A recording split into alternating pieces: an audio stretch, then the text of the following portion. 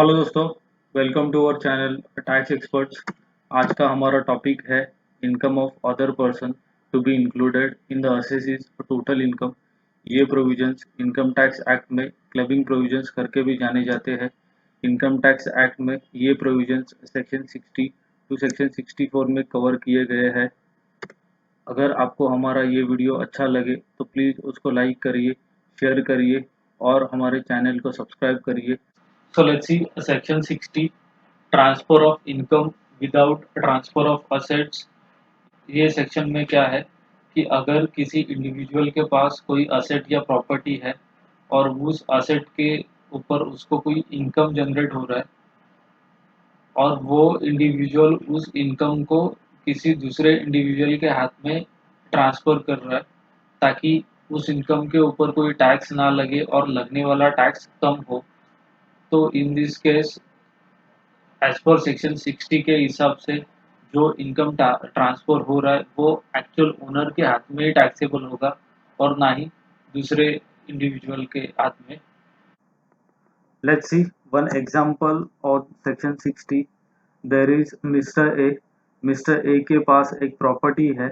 वो प्रॉपर्टी उसने रेंट पे दी है और टेनेंट को बोला है कि जो कुछ भी रेंटल इनकम है वो मिस्टर ए के सन के अकाउंट में ट्रांसफ़र करे ताकि ये रेंटल इनकम मिस्टर ए के हाथ में टैक्सेबल नहीं हो।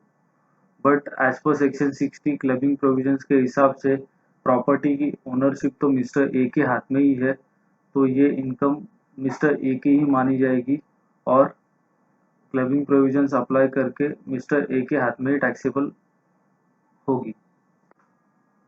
Now let's see section 61 income arising from revocable transfer of asset. Section 60 और सेक्शन 61 में डिफरेंस ये है कि सेक्शन 60 के हिसाब से खाली इनकम ट्रांसफ़र हो रहा है, बट प्रॉपर्टी की जो ओनरशिप है वो एक्चुअल ओनर के हाथ में ही है। बट सेक्शन 61 के हिसाब से इनकम के साथ में असेट की ओनरशिप भी ट्रांसफ़र की जा रही है, बट ये ओनरशिप जो ट्रांसफ़र हो रही है वो रिवोकेबल ट्रांसफ़र है। अभी रिवोकेबल ट्रांसफ़र क्या है वो हम लोग आगे देखते हैं, बट उससे पहले एक एग्जांपल देख लेते हैं। There is mister A who is owner of house property और मिस्टर ए वो हाउस प्रॉपर्टी अपने वाइफ के नाम पे ट्रांसफ़र कर देता है और ट्रांसफ़र करते टाइम ये कंडीशन रखता है कि ये प्रॉपर्टी खाली 10 साल के लिए वाइफ को ट्रांसफ़र की जाएगी और 10 साल के बाद वो प्रॉपर्टी वापस से मिस्टर ए की हो जाएगी।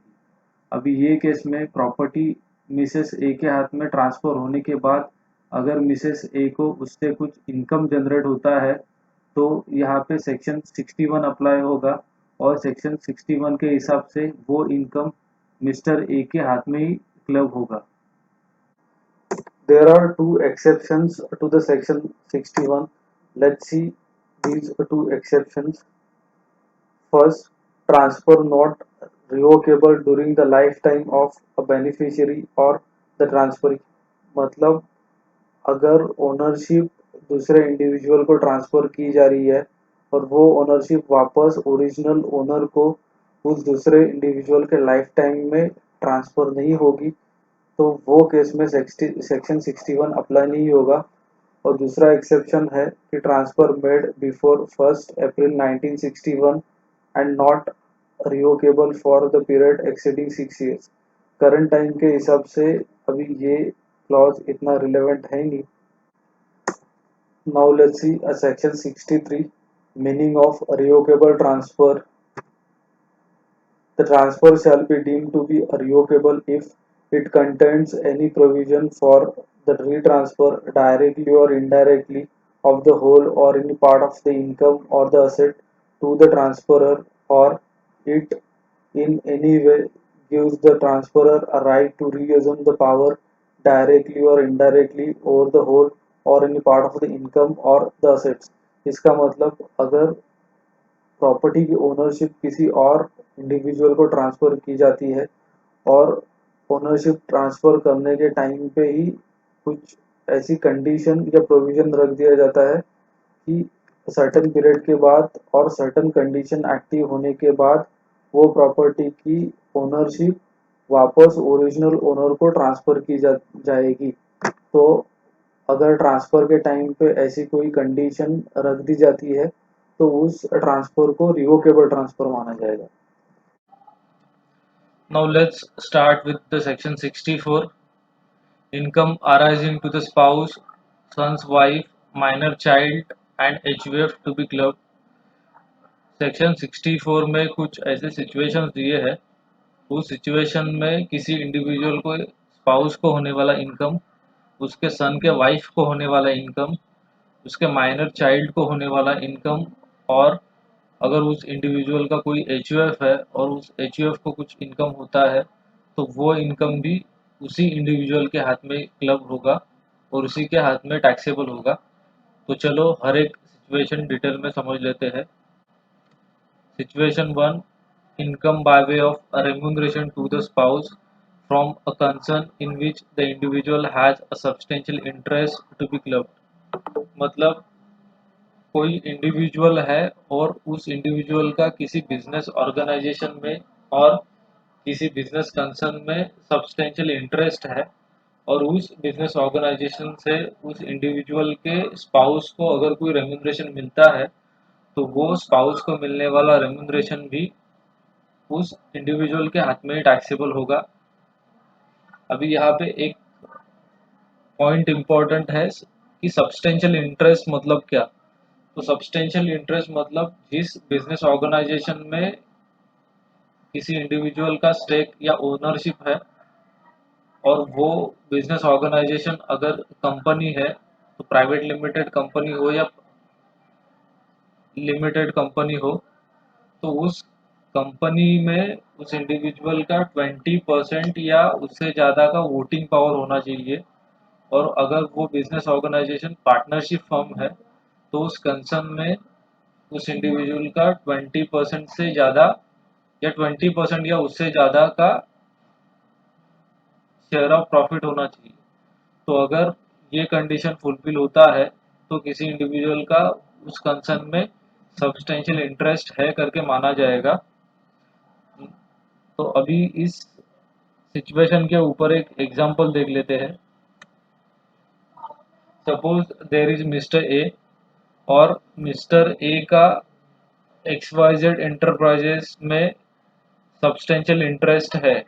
तो XYZ एंटरप्राइजेस अगर कंपनी है तो उस कंपनी में मिस्टर ए का 20% या उससे ज़्यादा का वोटिंग पावर है। और XYZ एंटरप्राइजेस अगर पार्टनरशिप फर्म है तो उस पार्टनरशिप फर्म में मिस्टर ए का 20% या उससे ज़्यादा का शेयर ऑफ प्रॉफिट है।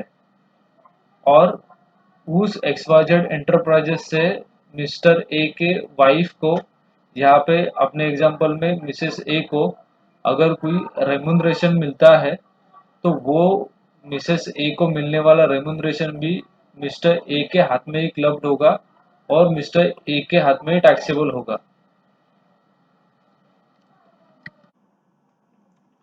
Now there are two exceptions to this situation wherein the clubbing provisions will not be applicable. The exception one, where the remuneration is received on account of technical or the professional knowledge. मतलब अपने situation में अगर Mrs A के पास अगर कोई technical और professional knowledge है और वो टेक्निकल और professional knowledge Mrs A XYZ enterprises के साथ में शेयर करती है और उस नॉलेज के बदले XYZ एंटरप्राइजेस मिसेस ए को अगर कुछ रेम्यूनरेशन पे करते हैं तो इस सिचुएशन में ये रेम्यूनरेशन मिसेस ए का ही इनकम माना जाएगा और उन्हीं के हाथ में टैक्सेबल होगा। और exception two, both husband and wife have a substantial interest in concern, मतलब मिस्टर ए का भी XYZ एंटरप्राइजेस में 20% या उससे ज़्यादा का स्टेक या ओनरशिप है और मिसेस ए की भी XYZ एंटरप्राइजेस में 20% या उससे ज़्यादा का वोटिंग पावर या ओनरशिप है। तो उस सिचुएशन में क्लबिंग प्रोविजन अप्लाई नहीं होगा और जो कुछ भी रेम्यूनरेशन मिस्टर ए को मिलेगा वो मिस्टर ए के हाथ में ही टैक्सेबल होगा और जो रेम्यूनरेशन मिसेस ए को मिलेगा वो मिसेस ए के हाथ में ही टैक्सेबल होगा। Now let's see situation 2. Income arising to the spouse or the son's wife from an asset transferred without adequate consideration. मतलब कोई इंडिविजुअल है और वो इंडिविजुअल अपने स्पाउस को या अपने सन के वाइफ को अगर कोई असेट ट्रांसफ़र करता है और ये ट्रांसफ़र विदाउट एडवोकेट कंसिडरेशन होता है और असेट ट्रांसफ़र होने के बाद उसके वाइफ को या उसके स्पाउस को या उसके सन के वाइफ को अगर उससे कोई इनकम जनरेट होता है तो वो इनकम भी उस इंडिविजुअल के हाथ में ही क्लब्ड होगा और उसी के हाथ में टैक्सेबल होगा. There are two exceptions to this situation. First, asset is transferred to the spouse as per agreement to live apart.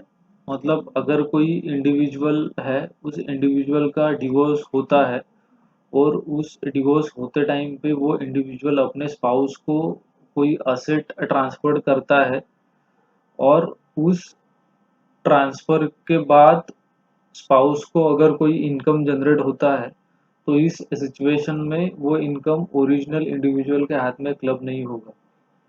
Then situation 2, income arising from investing such income earned cannot be clubbed. मतलब spouse को या सन के wife को asset transfer करने के बाद उस asset पे जो इनकम जनरेट होगा वो इनकम तो इंडिविजुअल के हाथ में टैक्सेबल होगा बट वो इनकम फिर स्पाउस या सन वाइफ अगर कोई दूसरे असेट क्लास में इन्वेस्ट करते हैं और उस पे कुछ एडिशनल इनकम उनको जनरेट होता है तो वो जो एडिशनल इनकम जनरेट होगा वो स्पाउस का या सन के वाइफ का ही इनकम माना जाएगा और जो ओरिजिनल असेसी या इंडिविजुअल है उसके हाथ में वो क्लब नहीं होगा.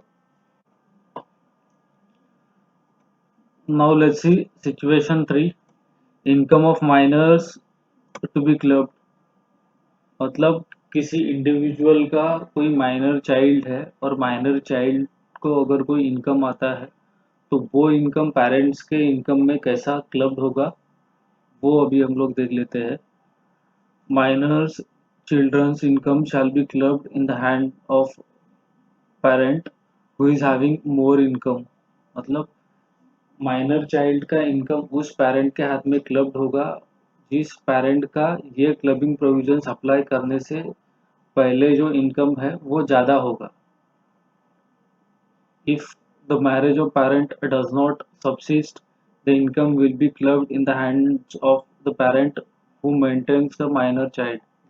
अगर पेरेंट्स का डिवोर्स हुआ है तो इनकम उस पेरेंट के हाथ में क्लब होगा जो पेरेंट उस माइनर चाइल्ड की देखभाल करता है.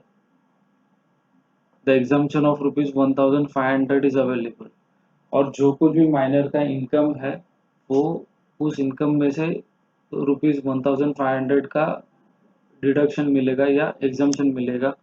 For example suppose minor child का इनकम 10,000 है तो उस 10,000 में से एग्जम्पशन ऑफ ₹1500 मिलेगा और जो 8,500 है वो 8,500 उस पेरेंट के हाथ में क्लब होगा उस जिस पेरेंट का इनकम ज़्यादा है.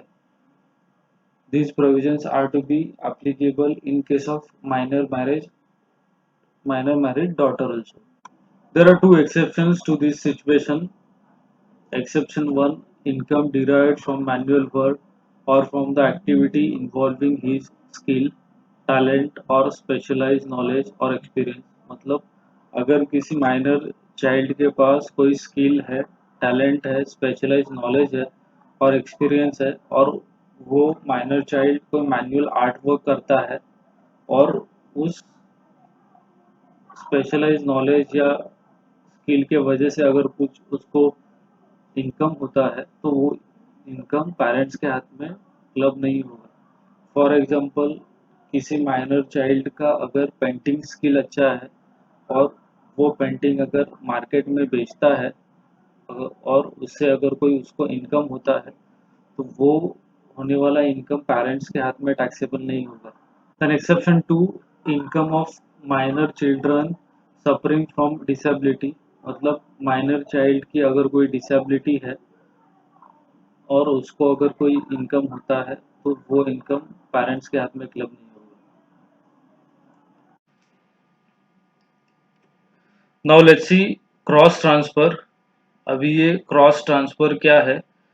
क्रॉस ट्रांसफर को यूज करके पहले कैसे टैक्स इवेजन किया जाता था और क्लबिंग प्रोविजंस आने के बाद क्रॉस ट्रांसफर के केस में क्या टैक्सेबिलिटी होगी, इसको एक एग्जांपल के थ्रू समझते हैं। Suppose there is mister A और मिस्टर ए का भाई है मिस्टर बी, और मिस्टर ए मिस्टर बी के वाइफ को कुछ 50,000 रुपीज़ का गिफ्ट करता है, और उस 50,000 को इन्वेस्ट करके मिस्टर बी के वाइफ को उस पे कुछ इनकम जनरेट होता है, और उसी टाइम पे मिस्टर बी मिस्टर ए के माइनर चाइल्ड को 50,000 रुपीज़ के फॉरेन कंपनी के शेयर्स गिफ्ट कर देता है, और उसके ऊपर उस माइनर चाइल्ड को कुछ डिविडेंड का इनकम जनरेट होता है। तो यहाँ पे क्या हो रहा है कि मिस्टर ए और मिस्टर बी के बीच में एक एग्रीमेंट होती है। उसमें मिस्टर ए मिस्टर बी को बोलता है कि मैं तेरे वाइफ को 50,000 रुपीज़ का बेनिफिट ट्रांसफ़र कर देता हूँ, और तू मेरे माइनर चाइल्ड को 50,000 का बेनिफिट ट्रांसफ़र कर दे।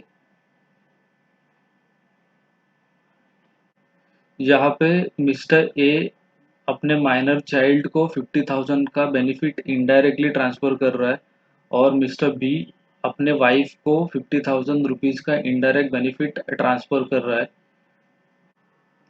अभी तक हम लोग ने जो क्लबिंग प्रोविजंस देखे हैं उसके अकॉर्डिंगली ये ट्रांसफ़र एक तो रिवोकेबल ट्रांसफ़र नहीं है। जो ट्रांसफ़र हो रहा है वो डायरेक्टली ट्रांसफरर के वाइफ को नहीं हो रहा है, या उसके माइनर चाइल्ड को नहीं हो रहा है, या उसके सन के वाइफ को नहीं हो रहा है। तो अभी तक हम लोग ने जो कुछ भी क्लबिंग प्रोविजंस देखे हैं उसमें ये सिचुएशन कवर नहीं होगा। तो यहाँ पे क्या हो रहा है कि मिस्टर ए मिस्टर बी के वाइफ को यूज़ करके इनडायरेक्टली अपने माइनर चाइल्ड को असेट ट्रांसफ़र कर रहा है, और मिस्टर बी मिस्टर ए के माइनर चाइल्ड को यूज़ करके अपने वाइफ को असेट ट्रांसफ़र कर रहा है। तो इस ट्रांसफ़र को क्रॉस ट्रांसफ़र माना जाएगा, और मिस्टर बी के वाइफ को जो कुछ भी इस ट्रांसफ़र के थ्रू इनकम जनरेट होता है वो इनकम मिस्टर बी के हाथ में क्लब होगा, और मिस्टर ए के माइनर चाइल्ड को जो कुछ भी डिविडेंड इनकम फॉरेन कंपनी से आएगा वो इनकम मिस्टर ए के हाथ में क्लब होगा। Next, conversion of self acquired property into the property of HUF means कोई असेसी है, वो असेसी अपनी खुद की प्रॉपर्टी अगर अपने एचयूएफ को ट्रांसफ़र कर देता है तो वो केस में क्या टैक्स इम्प्लीकेशन होंगे वो हम लोग अभी समझते हैं। तो let's see one example on this. Suppose there is mister A, और मिस्टर ए अपनी कोई हाउस प्रॉपर्टी अपने एचयूएफ को ट्रांसफ़र कर देता है। तो यहाँ पे इस ट्रांसफ़र को दो तरीके से देखा जाएगा। एक तो अगर ये ट्रांसफ़र फुल कंसिडरेशन के लिए है या एडवोकेट कंसिडरेशन के लिए है, तो इस केस में एचयूएफ को उस ट्रांसफ़र के बाद प्रॉपर्टी से जो कुछ भी इनकम होगा वो एचयूएफ का ही माना जाएगा। बट अगर मिस्टर ए अपने एचयूएफ को जो प्रॉपर्टी ट्रांसफ़र कर रहा है वो विदाउट एडवोकेट कंसिडरेशन कर रहा है, तो एचयूएफ को उस प्रॉपर्टी से जो कुछ भी इनकम होगा वो इनकम मिस्टर ए का ही माना जाएगा, और मिस्टर ए के हाथ में ही क्लब होगा।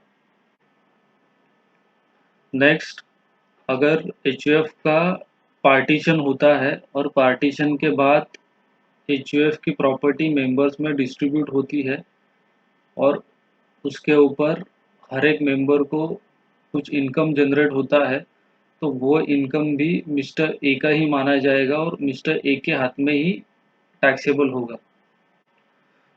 So again thank you for watching this video. अगर ये वीडियो आपको अच्छा लगे तो प्लीज़ उसको लाइक करिए, शेयर करिए, और मेरे चैनल को सब्सक्राइब करिए। Thank you.